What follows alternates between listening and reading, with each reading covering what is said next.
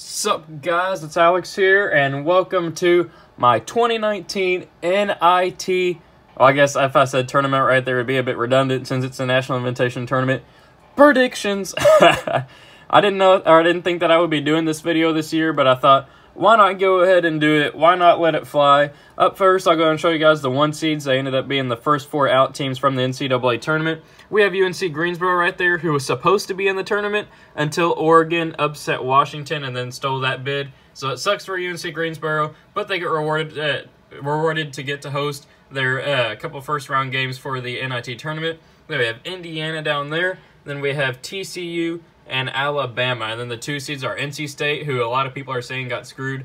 They should have been, I don't think they should have been in the tournament, but I definitely think that they should have been in the first 4 out. I think they kind of got screwed there on that part. Then we got Clemson, Texas is up there, and then Creighton.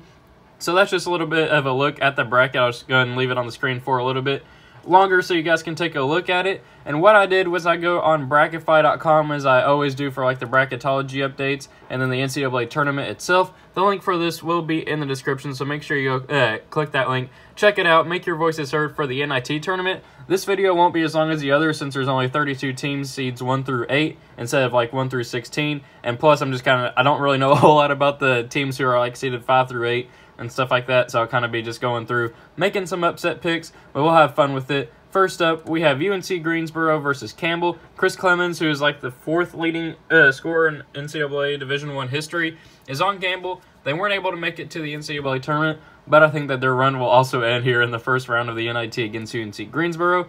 Then I think Lipscomb is going to pull the 5/4 upset. Lipscomb was one of the best at-large teams. Throughout the year, they won the Atlantic Sun regular season title, and they almost beat Liberty to win the Atlantic Sun actual conference championship, but they did not. So I think that they'll get the victory over Davidson there, who's just kind of been up and down throughout the course of the season.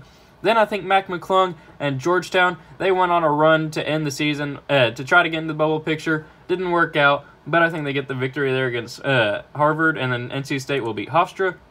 Indiana, I think, will beat St. Francis. I'm going to go with Providence beating Arkansas. Arkansas will be without that Daniel Gafford guy, who's really their only good player. He's going to skip the NIT and go ahead and turn pro. So I don't see any scenario in which Arkansas wins this matchup. I like Providence winning that. Then I think that Furman, I think they're going to be a bit mad about getting left out of the NCAA tournament. They beat Villanova earlier this season. They've been one of the best teams in the nation, or not best teams in the nation, but one of the best teams in the mid-majors. I think they get the victory here over Wichita State. Then we have Clemson, I think, beating Wright State. Alabama beating Norfolk State. Then I'm like Dayton in the 5/4 right here. Dayton kind of went on a run to end the season. I think they're like the 3rd best team in the A10. I like them to beat Colorado. And then we have Xavier, I think, beating Toledo. Kind of the same situation with Georgetown. Xavier went on a run to try to make the tournament at the end of the season, but fell short. If they had beaten Villanova in the conference or the Big East semifinals, they might have stood a chance of getting in, but alas, they're now a 3 seed in the NIT. Then we got Texas beating Mike Dowm and South Dakota State. TCU beating Sam Houston State. Another 5/4 upset here in Butler.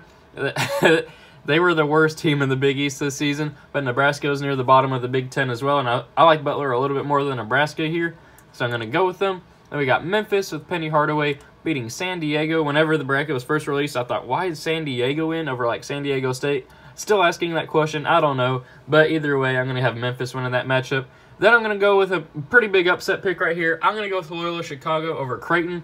This one's not emotional or whatever. Creighton has honestly not been that great of a team this season, to be completely honest.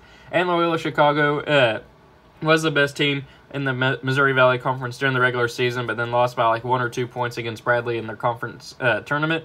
But I like Chicago here. I like them getting the victory over Creighton and try to overcome that or the late season collapse. Then we've got UNC Greensboro and Lipscomb, battle of 2 really good bubble teams.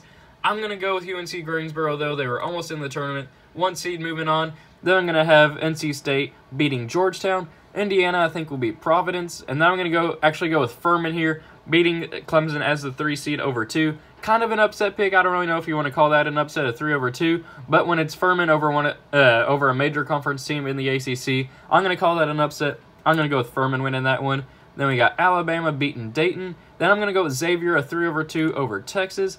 TCU, I think, will lose to Butler. Going to have my first #1 seed go down. I'm going to have Butler win this matchup. Don't like TCU at all, to be completely honest. I'm glad they didn't make the tournament. Then I'm going to have Memphis beat Loyola Chicago. Then for a spot in the Final Four to play in Madison Square Garden, I'm going to have UNC Greensboro beat NC State. Both these teams are from North Carolina, so it'd be interesting to see how that plays out. But I like UNC Greensboro there. Then I like Romeo Langford and Indiana moving on as well. Then I'm going to go with the 3 seed right here with Xavier over Alabama. Alabama does have some big wins, and like Kentucky and then Ole Miss and stuff like that. But I like Xavier, who finished the season really strong, and I think that they're going to get the victory there. Then I'm going to go with Memphis from the American moving on as the 3 seed as well, which sets up for a spot in the NIT Championship game, Indiana and UNC Greensboro. I'm going to go with Romeo Langford and Indiana winning that matchup. Then Xavier and Memphis battle the 3 seeds to move on to the NIT Championship game. I'm going to go with Penny Hardaway and Memphis winning this one, which sets up Indiana and Memphis battle of the, feels like the second tier kind of schools. Indiana has been on the kind of downfall recently, so is Memphis, but Memphis is turning it around with Penny Hardaway. This was his first season. I consider it a success for Penny Hardaway. Indiana started out strong, but kind of faltered, but then kind of finished strong too. I don't know, we'll see what happens. But in the championship game, Indiana and Memphis, I'm actually going to go with Indiana winning out as the 1 seed. I think they finished the season pretty hot with the sweep of Michigan State and then beating Wisconsin and a couple other good teams. I like Indiana winning there. Let me know what you guys think of those predictions. This is just kind of for fun. I mean, the NIT isn't even on the ESPN Tournament Challenge, so make sure you click the link in the description to go ahead and vote. Make your voices heard. Let me know what you guys think about all these different teams and just the bubble situation in general. Thank you guys for watching. Hope you enjoyed it, and I will see you all later. Thanks for watching.